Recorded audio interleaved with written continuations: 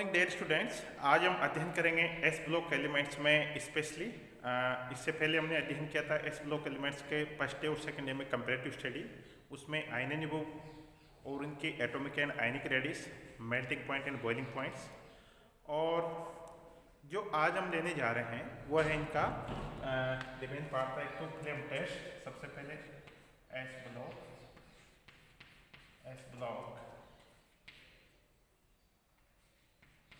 Elements.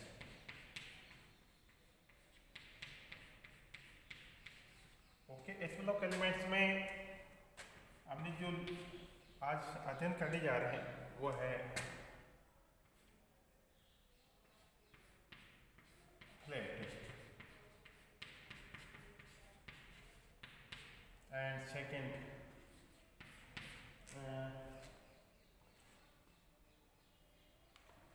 Flame test के बाद में हम लेंगे हैं केमिकल, यानी कि जो इम्पोर्टेंट है केमिकल रिएक्शंस।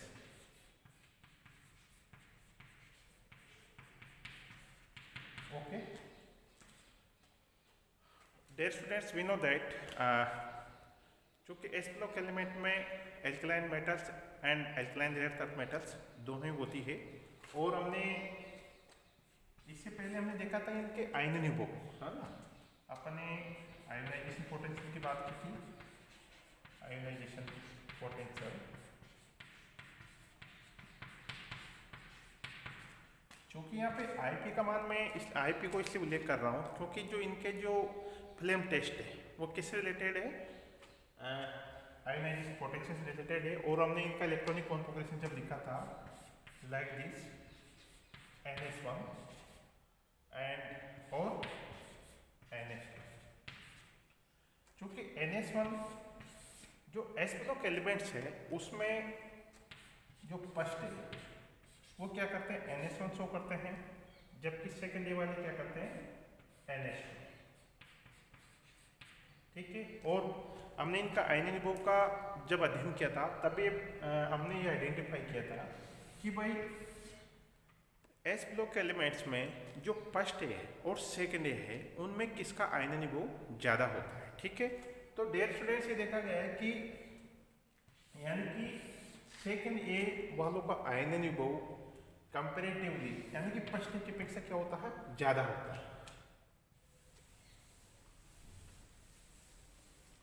यानी कि ionic group IP of second A element है greater than first A IP.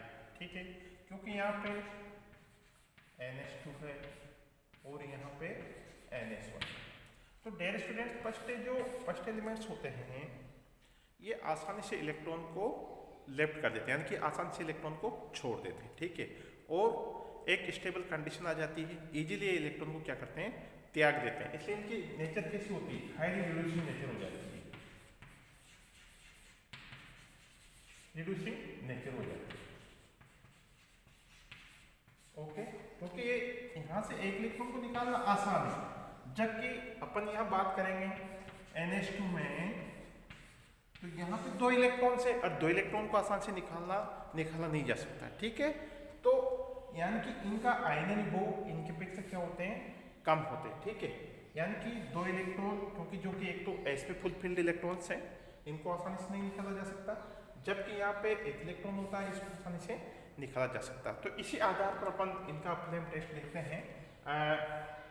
क्योंकि NS1 यानी कि जो NS1 है या फर्स्ट एलिमेंट्स है, ये क्या करते हैं, हाईली रिएक्टिव होते हैं। इनकी क्रियाशीलता क्या होती है, अत्यधिक होती है एज कंपेरेटिवली NH2, कहने का मतलब सेकेंड के अपेक्षा। ठीक है। दूसरा इनका रिड्यूसिंग नेचर होता है, क्योंकि एक इलेक्ट्रॉन को ये आसानी से त्याग देते हैं, जबकि NH2 वाले आसानी से इलेक्ट्रॉन को नहीं त्यागते। ठीक है। नेक्स्ट, अब यहाँ पे देखिएगा, जैसे फर्स्ट है ना और सेकेंड, जैसे बेरिलियम है, बेरिलियम, मैग्नीशियम, स्टांसिल, ये। और जैसे अपन बात करते हैं, यानी कि अपन जैसे पश्चिम की अगर हम बात करेंगे तो पश्चिम ऐसे लिखते हैं अपन। पश्चिम की बात करेंगे तो लिथियम, लिथियम है, सोडियम है, पोटेशियम है और रेबिडियम है, सीजियम है और फ्रांसियम। ठीक है, ये फर्स्ट एलिमेंट्स होते हैं। और सेकेंड की अगर अपन बात करेंगे, बेरिलियम, मैग्नीशियम, कैल्शियम, स्टांसिल और बेरिलियम। ठीक है, ये सेकेंड वाली है। तो इनका जो फ्लेम टेस्ट की अगर अपन बात कर रहे थे,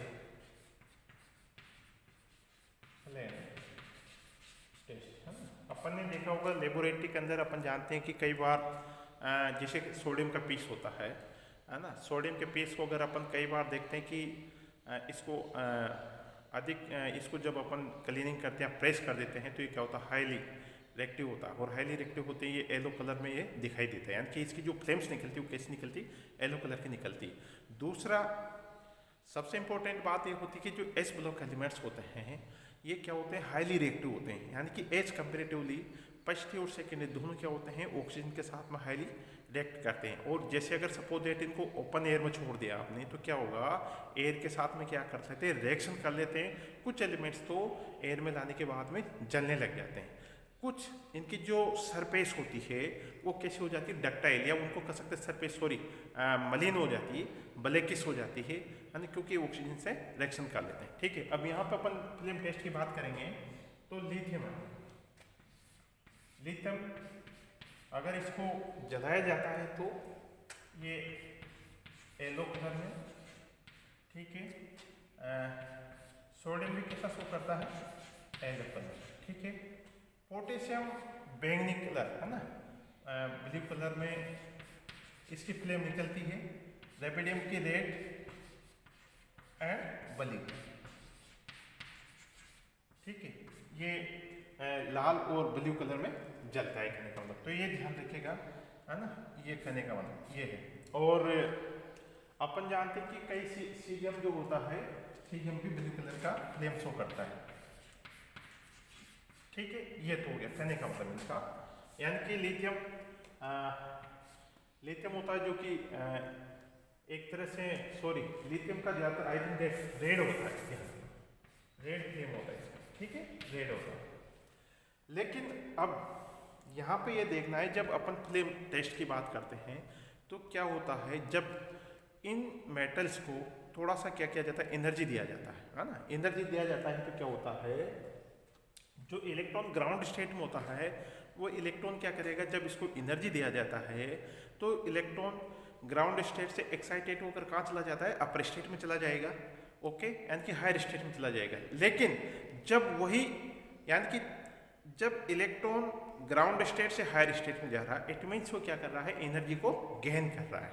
ओके, लेकिन जब वो हायर स्टेट से लोअर स्टेट में आता है तो वो, जब इलेक्ट्रॉन हायर स्टेट से लोअर स्टेट में आता तो एनर्जी को क्या करता है, इमेट करता है, और उसी के अकॉर्डिंग ये क्या करता है, अपन को दर्शी प्रकाश क्षेत्र में कलर शो होता है। ठीक है, तो ये होता है। तो यहाँ पे lithium red, sodium yellow colour के, और पोटेशियम ब्लू, और रेबिडियम रेड ब्लू में, और सीजियम ब्लू कलर का दिखाई देता है। इसी तरह से अगर अपन बेरियम की बात करेंगे तो यहाँ पे देखिएगा, अगर इसकी बात करेंगे तो क्या हो जाएगा, यहाँ पे चले पर इनको है ना, हाँ, यहाँ पर बेरियम और मैग्नीशियम। ठीक है, थोड़ा सा मैं आपको एक्सप्लेन करूँगा। जो कि लिथियम में, जैसे लिथियम है, फर्स्ट में लिथियम है, सोडियम है, पोटेशियम है, रेबिडियम है और सीजियम है। ये क्या करते हैं, जैसे इनको अपन एनर्जी देते हैं, इलेक्ट्रॉन्स ग्राउंड स्टेट से हायर स्टेट में आ जाते हैं, then they will come back and और एनर्जी को इमिट करते हैं। तो उस दर्शी प्रकाश क्षेत्र के अकॉर्डिंग अपन को ये दिखाई देते हैं। ठीक है, लेकिन अब अपन सेकंड की बात करेंगे, है ना। यहाँ पे अगर सेकंड की बात करते हैं अपन, जैसे कि अगर अपन सेकंड की बात करते हैं, यहाँ पे देखिएगा, अगर अपन यहाँ पे सेकेंड ए की बात करेंगे तो यहाँ पे देखिए beryllium, magnesium and calcium, strontium और बेरियम। ठीक है। अब dear students, one of the so many times एक क्वेश्चन आता है कि why beryllium and magnesium does not show flame test, why, यानी कि बेरिलियम और मैग्नीशियम के द्वारा फ्लेम टेस्ट क्यों नहीं दिया जाता। इसके पीछे रीजन होता है कि भाई बेरिलियम और मैग्नीशियम की क्या होती है, साइज छोटी होती है। ओके, यानी कि आप जहाँ पे when we are top to bottom, अगर अपन टॉप टू बॉटम जाएंगे तो साइज बढ़ेगी, साइज बढ़ेगी तो इलेक्ट्रॉन क्या होते हैं, नाभिक से दूर होते चले जाते हैं और वो इजीली से बाहर निकल सकते हैं। लेकिन बेरिलियम और मैग्नीशियम फ्लेम टेस्ट वो इसलिए नहीं करते क्योंकि हैविंग स्मॉल साइज, बहुत, यानी कि बेरिलियम एंड मैग्नीशियम क्या करते हैं, having small size, small size होती है, यानी कि बेरिलियम और मैग्नीशियम की क्या होता है, छोटा साइज होता है। छोटी साइज होने के कारण जो इलेक्ट्रॉन्स होते हैं वो नाभिक के पास पास होते हैं। कहने का मतलब सपोज लाइक दिस, यानी कि इलेक्ट्रॉन जो होते हैं वो नाभिक से डायरेक्ट अटैच होता है, यानी कि इलेक्ट्रॉन्स के प्रति जो आकर्षण होता है नाभिक का वो ज़्यादा होता है, इसलिए electrons easily not comes out, यानी कि इलेक्ट्रॉन बाहर आसानी से नहीं निकलते। ठीक है। लेकिन इस कारण से बेरिलियम और magnesium have too small size, इस कारण से क्या होते हैं, इलेक्ट्रॉन्स बाहर नहीं आ सकते, आसानी से उनको जकड़े रखते हैं, आसानी से उनको बांधे रखते हैं। ठीक है। इस कारण ये क्या करते हैं, फ्लेम टेस्ट नहीं देते। लेकिन अपन जैसे कैल्शियम है, ये red looking as a bricks, यानी कि ईंट के समान, यानी कि ब्रिक्स है ना, रेड यानी कि ईंट के समान लाल होता है। इसी तरह से हम देखते हैं कि बेरियम, कैल्शियम है ना, कैल्शियम भी क्या होता है, ब्रिक्स यानी कि रेड होता है, और स्टांसियम डीप रेड होता है, ये ज़्यादा लाल होगा खाने का मतलब। ठीक है, डीप रेड शो होता है। और बेरिलियम जो होता है ये कैसा फ्लेम देता है, एप्पल के समान एप्पल देता है। ठीक है, एप्पल के समान, यानी कि like as a flame apple के समान शो करता है। ठीक है। और रेडियम डीप रेड होता है, रेडियम कैसा शो करता है, डीप रेड, है ना, यानी कि बहुत ही ज़्यादा लाल फ्लेम शो करता है। ठीक है। तो यहाँ पे ये है कहने का मतलब एक जनरल जो फिनोमिना है कि अपन जैसे टॉप टू बॉटम चलेंगे तो साइज बढ़ेगा, और साइज बढ़ेगा तो क्या होगा, इलेक्ट्रॉन को आसानी से अपन रिमूव कर सकते हैं और आसानी से फ्लेम टेस्ट देते हैं। जबकि बेरिलियम और मैग्नीशियम क्या होता है, फ्लेम टेस्ट शो नहीं करते। ठीक है, इसलिए शो नहीं करते क्योंकि इनकी साइज छोटी होती है। दूसरा, क्योंकि अपन जानते हैं यहाँ पे दो इलेक्ट्रॉन्स होते हैं, दो इलेक्ट्रॉन्स कंप्लीट फिल्ड होते हैं और नाभिक के जस्ट बहुत ही इलेक्ट्रोस्टैटिक फोर्स के द्वारा बंधे हुए रहते हैं, यानी कि वो कह सकते हैं नाभिक का अट्रैक्शन पावर ज़्यादा होता है। ये तो हो गया इनका फ्लेम टेस्ट। अब अपन इनकी जो one of the important talk, यानी कि इनकी केमिकल रिएक्शंस के बारे में बात करेंगे। अपन इनकी जो बात कर रहे हैं अपन एस्लोक एलिमेंट्स की chemical reactions,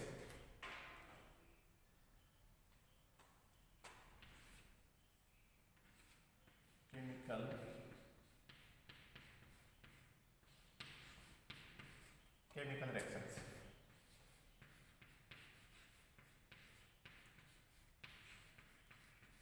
okay, chemical reactions के ना, तो सबसे पहले रिएक्शन विथ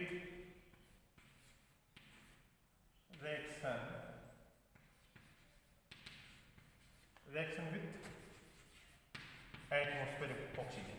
ओके, यानी कि वायुमंडलीय ऑक्सीजन के साथ में इनका रिएक्शन अपन देखेंगे। तो सबसे पहले अपन सपोज दैट जैसे कि लिथियम के साथ में अगर रिएक्शन कराएंगे, reaction with lithium plus O2, और इससे अपन को मिलता है 2Li2O, लिथियम ऑक्साइड। ठीक है, और यहाँ पे 4 लिथियम, है ना। रिएक्शन के साथ में क्या करेंगे तो क्या मिलेगा अपन को, Li2O मिलेगा। ठीक है, इसी प्रकार सपोज दैट सोडियम के साथ अपन रिएक्शन करवाएंगे तो क्या हो जाएगा, 2Na2, ये मिलेगा अपन को Na2O2 लाइक दिस। ठीक है, यानी कि सोडियम ऑक्सीजन के साथ में मिलकर क्या करता है, Na2O2 का फॉर्मेशन करेगा। ठीक है, इसी प्रकार अपन देखते हैं अब इनमें भी क्या होता है, कुछ सुपर ऑक्साइड्स होते हैं, सुपर ऑक्साइड है ना, जैसे कि सुपर ऑक्साइड में आ जाते हैं लिथियम, सोडियम, पोटेशियम, पोटेशियम में रेबिडियम है और सीजियम है। ये क्या करते हैं, सुपर ऑक्साइड का फॉर्मेशन करते हैं। और जैसे लाइक दिस M+O2 यानी कि MO2 का फॉर्मेशन करेंगे, है ना, like this KO2, like this KO2 का फॉर्मेशन करेंगे। ठीक है, इसी प्रकार रेबिडियम ऑक्साइड हो जाएगा, रेबिडियम को लेंगे तो सुपर ऑक्साइड, यानी कि कहने का मतलब ये क्या करेंगे, सुपर ऑक्साइड फॉर्मेशन करते हैं, यानी कि सुपर ऑक्साइड फॉर्मेशन का निर्माण करते हैं। ठीक है, अब सेकेंड अगर अपन बात करेंगे reaction with H2 molecules, water के साथ में, है ना, ये देखिएगा reaction with H2,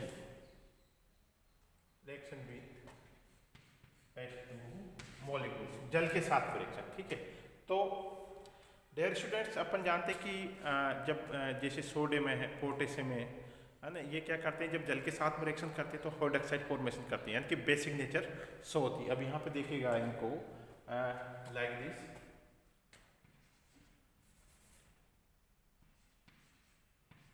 Na plus 2H2, okay, और ये बनाता है 2NaOH, सोडियम हाइड्रोक्साइड, ओके, और H2 बाहर निकल गया लाइक दिस। ठीक है, H2 क्या हो गया, बाहर निकल गया। इसी तरह से आपने देखा होगा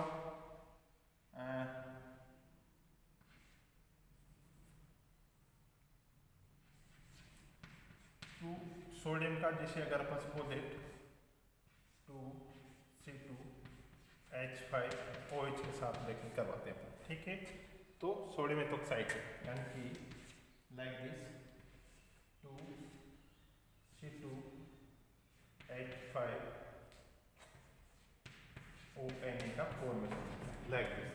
ठीक है, ये कहने का मतलब। और इसी तरह से अपन अगर मैग्नीशियम के साथ में रिएक्शन कराएं 2Mg प्लस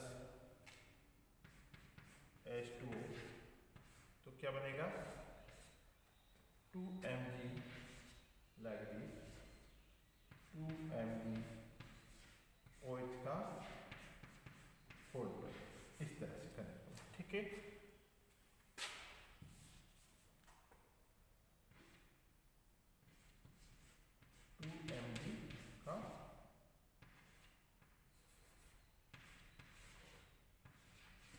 MgOH का होल ट्वाइस बनता है। ठीक है, और H2 बाहर निकल जाता है, H2 बाहर निकल जाता है। ठीक है, इसी प्रकार से अगर अपन देखें कैल्शियम के साथ में, यहाँ पे देखते हैं अपन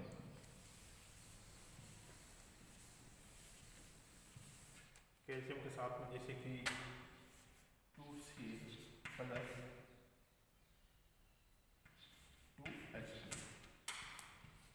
ओके, और ये मिलेगा कैल्शियम हाइड्रोक्साइड 2COH का होल प्लस H2, इस तरह। ठीक है, यानी कि कैल्शियम हाइड्रोक्साइड का फॉर्मेशन होता है। ठीक है, इसी प्रकार अपन जैसे कि कई बार आपने ये जैसे कि प्लस सोडियम की अगर करेंगे तो CHCN,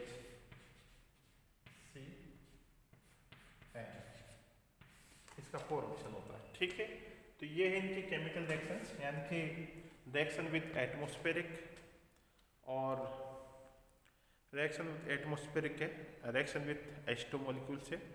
ठीक है, अब इनमें क्या होता है, एक कई बार क्वेश्चन आता है ना, यानी कि अपन देखते हैं कई बार ऐसा क्वेश्चन आता है कि जैसे कि फर्स्ट है ना, और सेकेंड। यानी कि जैसे फर्स्ट का अगर सपोज लिथियम है,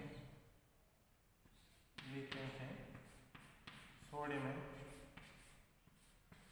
रुबिडियम है, सीजियम। ठीक है, अगर सपोज ये सोडियम है, सोडियम का अपन जानते हैं कि इलेक्ट्रॉनिक कॉन्फ़िगरेशन क्या होता है, 11 होता है, यानी कि 11 है। तो इसका इलेक्ट्रॉनिक कॉन्फ़िगरेशन 1s2 2p6 है, हाँ, 2 2 4 6 10 1s 2s 2p and 3s1। Okay, यानी कि एक इलेक्ट्रॉन। ठीक है, इसी तरह से अगर अपन आप चलेंगे पोटेशियम की बात करेंगे, क्योंकि पोटेशियम का 19 होता है। ठीक है, तो 1s 2s 2p6 1s 2s 2p 3s 3p, है ना, 4s 2 2 4 6 10 2 12 6 18 1 निकला। तो डियर स्टूडेंट्स, यहाँ पे क्योंकि अपन कर रहे हैं फर्स्ट डे की बात कर रहे हैं, लेकिन सेकंड डे के कुछ अगर सपोज सेकंड डे के अगर अपन क्या करेंगे, कैल्शियम की ले लेते हैं, जो कि कैल्शियम स्टोन की। ठीक है, तो like this 1s 2s and 2p6 1s 2s 2p 3s 3p 4s, यानी कि 2 2 4 6 10 2 12 6 18 2 20। तो डियर स्टूडेंट्स, कई बार आता है कि जो एल्कलाइन मेटल होते हैं, सारी धातुएं होती है, वो अमोनिया में जब वो घुलती है तो अमोनिया का जो विलयन होता है, यानी कि सारे धातुओं का जो अमोनिया में जो विलयन होता है, वह विद्युत चालकता शो करता है ना। तो विद्युत चालकता शो क्यों करता है? क्योंकि जब फर्स्ट एलिमेंट्स होते हैं, यानी कि फर्स्ट एलिमेंट्स में जब अपन ने देखी यहाँ पर सोडियम है, पोटेशियम है, यानी कि जब इनके इलेक्ट्रॉनिक कॉन्फ़िगरेशन लिखते हैं तो ये क्या करते हैं, एक अनपेयर्ड इलेक्ट्रॉन रखते हैं। तो जब इनका जो अमोनिया में जो सॉल्यूशन बनाया जाता है तो वो आयनिक कंडक्टिविटी या इलेक्ट्रिक कंडक्टिविटी शो करता है। इसके पीछे रीजन होता है क्योंकि because having one unpaired electron. तो डियर स्टूडेंट्स, से ध्यान रखा, कई बार पूछा जाता है explain why alkaline metals in ammonia solution showing the electric conductivity. कहने का मतलब वो विद्युत चालकता क्यों शो करता है? क्योंकि because first elements having the one unpaired electrons in the ammonia solution.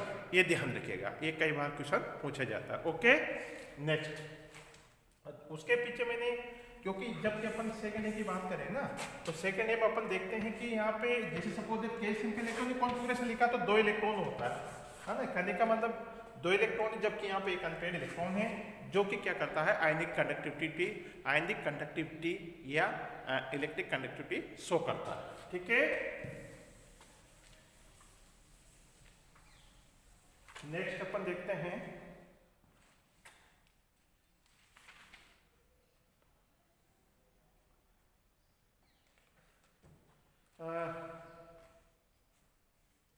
कुछ और भी केमिकल रिएक्शन से, लेकिन जो इंपॉर्टेंट रिएक्शन थी उसका अपन ने अध्ययन कर दिया। अपन नेक्स्ट टॉपिक पर जो लेंगे, अपन लेंगे डायगोनल रिलेशन। थैंक्स।